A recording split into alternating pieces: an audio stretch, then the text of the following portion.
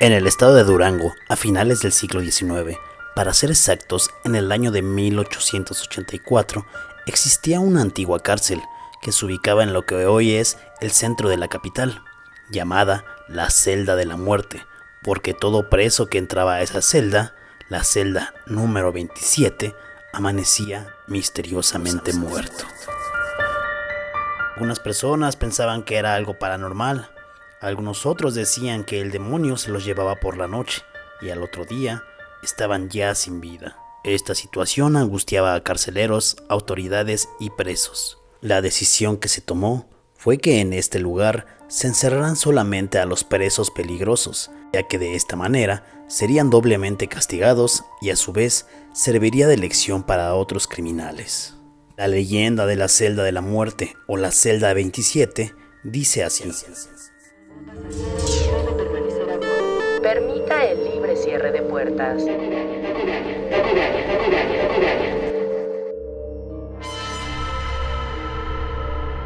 En Canatlán, Durango, vivía Juan, quien era un muchacho de piel morena, ojos negros, alto y robusto. Sus compañeros le decían Juan sin miedo, asociado al nombre con el personaje de un cuento así denominado.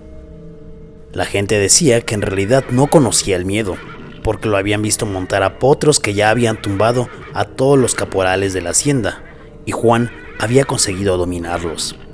Esa y otras muchas anécdotas pintaban a Juan como el joven más valiente del pueblo, por lo que el muchacho se sentía orgulloso y empezó a creer que efectivamente él no tenía miedo a nada. En una ocasión, llegó un perro con rabia a la hacienda. La población se alarmó y cerrando la puerta de su casa, todos trataban de ponerse a salvo de una mordedura de aquel perro. En una escuela ahí cercana, el profesor no supo del peligro y les dio la salida a los niños cuando el perro pasaba por ahí. Juan contemplaba aquello desde su casa, que se encontraba frente al galerón viejo que servía de escuela. Al mirar el peligro, Juan no lo pensó dos veces, descolgó de la pared la escopeta de la familia que se encontraba cargada y apuntando desde dentro de la casa, le disparó al perro. Esto sucedió en el preciso momento en el que doña Elvira se atravesaba tratando de proteger a su hija Catalina, que salía de la escuela. Doña Elvira cayó al suelo. Juan ni siquiera se inmutó ni trató de emprender la huida. Regresó por un hacha para darle fin al perro. Llegaron al lugar de los hechos el patrón, el cura y don Timoteo, que era el juez del cuartel. La gente se hizo a un lado. Don Procopio, el hacendado, preguntó: ¿cómo sucedió esto? Juan, nuevamente sin mutarse, explicó los hechos palma a palma.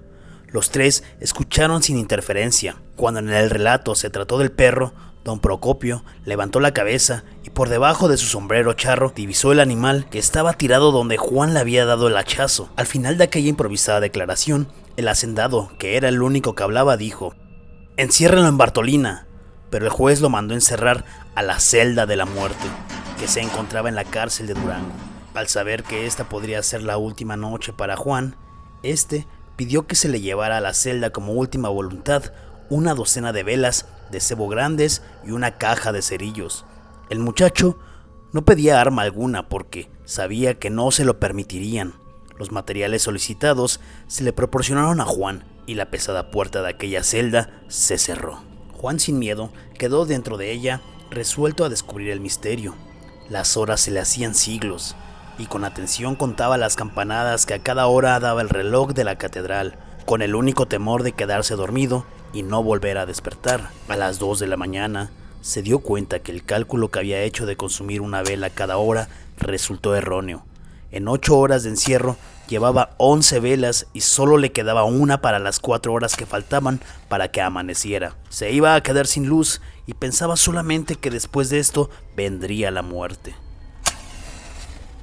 Apagó la vela, tomó los cerillos en la mano con la intención de encenderlos al menor síntoma de anormalidad. Todo esto para racionar combustible. El miedo lo venció y prendió la luz. Encendió la vela y al registrar cuidadosamente el piso y las paredes del calabozo, en una pared lateral, casi junto a las vigas del techo, divisó un enorme alacrán como de 30 centímetros de largo, que con la cola parada, al sentir la luz de la vela, regresaba lenta y pesadamente a su madriguera. El preso veía que la única vela que le quedaba se consumía rápidamente. Le faltaban 3 horas para que amaneciera. Aquel hombre sudaba a chorros. Quería gritar, golpear la puerta, pedir auxilio. Pero nadie le escucharía ni nadie se lo daría. En aquel momento de agonía indescriptible, se serenó y decidió esperar la muerte resignado. Pero reflexionó enseguida y dijo: debo apagar la luz para que el alacrán baje, y si es él el que mata a los presos, antes de que me piquen lo mato yo primero. Tomó los cerillos en su mano y, listo para encenderlos de improviso, se sentó en el banco y le sopló a la vela. En aquel mundo de oscuridad sudaba con mayor abundancia. Lo atormentaba el pánico al pensar que a lo mejor encendería la vela ya cuando fuera demasiado tarde, porque el enorme alacrán que ya había visto lo hubiese picado. Decidió encender el cerillo que tenía en la mano y recibió la angustia y la desesperación que no esperaba. El cerillo se había mojado con el sudor y al tallarlo en la caja se desmoronó. Sintió que las fuerzas le faltaban y que se desplomaba sin sentido al suelo, cayendo pesadamente sobre el piso de la celda. La vida de Juan sin miedo dependía de unos cuantos minutos. Resignación y la sensación de indiferencia inundó su cuerpo. Se quedó tirado totalmente relajado sobre las losas húmedas del calabozo. Juan había quedado sin sentido en la oscuridad, cuando estaba a punto de ganar la batalla contra la muerte. De pronto, el deseo de vivir de aquel joven afloró del subconsciente. Le salieron fuerzas, no supo de dónde. Se incorporó violentamente, palpó con las manos sobre el piso y encontró los cerillos que había soltado. La caja estaba totalmente mojada. Talló un fósforo sobre la losa y no encendió. Se desmoronó. Nerviosamente tomó otro y lo frotó sobre el cinturón. El cerillo prendió y se iluminó la celda. Encendió el pedazo de vela y miró asustado al enorme alacrán en la pared a menos de 1 metro del piso. El alacrán, al sentirse descubierto, huyó violentamente y se ocultó. El reloj sonaba a las 4 de la mañana, faltando 2 horas para que amaneciera. Juan se serenó. Ya no había duda. Era aquel enorme alacrán de color blanco avinagrado que tenía pelos pequeños y rojos en el lomo y en las antenas. Serenamente dejó que pasara el tiempo y cuando el reloj sonó a las 5 de la mañana, encendió el cerillo, prendió el pequeño cabo en su última vela y al revisar la celda miró al enorme animal que al acecho de Juan esperaba estático a menos de 1 metro del banco. Juan midió el peligro. El banco con el que había pensado antes matarlo ya no lo podía usar para eso, porque se encontraba sobre él, y sin pensarlo mucho, se quitó su sombrero de palma de falda ancha y con cuidado de no errar, lo arrojó lentamente hacia el alacrán. Al sentir que lo había atrapado, bajó violentamente del banco de 3 patas y lo puso sobre el sombrero para que no escapara de su preciosa presa. Se volvió a quedar a oscuras y cayó en llanto, cuando de pronto los pasos de 2 camilleros y un carcelero se oyeron en la puerta. Iban a recoger el cadáver de Juan para enterrarlo. Juan, después de saludarlos, les dijo: ayúdenme a sacar una cosa que tengo aquí. Es un alacrán muy grande, que es el que ha estado matando a todos los presos que han muerto en esta celda. Al animal lo atraparon vivo y poniéndolo en un enorme frasco de vidrio, lo mandaron como ejemplar raro al Museo Nacional de Historia Natural en la Ciudad de México, en donde mucho tiempo se exhibió con esta inscripción de calce: el alacrán de la cárcel de Durango. Juan fue indultado y puesto en libertad por su hazaña. El calabozo dejó de ser la celda de la muerte y volvió a su antiguo nombre, la celda de San Juan. En la actualidad no existe la cárcel que se menciona y a la distancia de 1 siglo se ha perdido exactamente el lugar de los acontecimientos, quedando entre los duranguenses solamente el recuerdo de esta leyenda.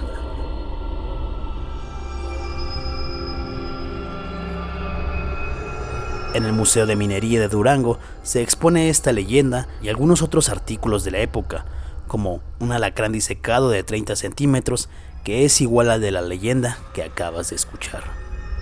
Algunos escritos que pude encontrar en la web tienen esta fotografía que dice lo siguiente: la fotografía corresponde a la fachada principal de la penitenciaría de Durango a finales del siglo XIX, y que fue demolida para construir lo que ahora conocemos como Soriana Centro y Hotel Gobernador. Si algún día tienen la oportunidad de visitar el Museo del Aguacate, van a poder observar, entrando del lado derecho, la figura de Temis, la diosa griega de la justicia, escultura que se encontraba en la parte superior de la fachada principal en la antigua penitenciaría, labrada por Benigno Montoya, y que fue lo único que sobrevivió de dicho edificio, además de la pared de piedra que se encuentra por la calle Negrete, esquina con Miguel de Cervantes. Amigos, espero que les haya gustado esta historia. Es una leyenda bastante conocida y me gustó mucho y quise aquí compartirla con ustedes. Si ustedes no la conocían, pues ahora ya la conocen, compártansela. Es una leyenda bastante tétrica incluso, ¿no? Porque te imaginas estar encerrado en un lugar en donde hay un alacrán gigante de 30 centímetros, como el más grande que mi mano.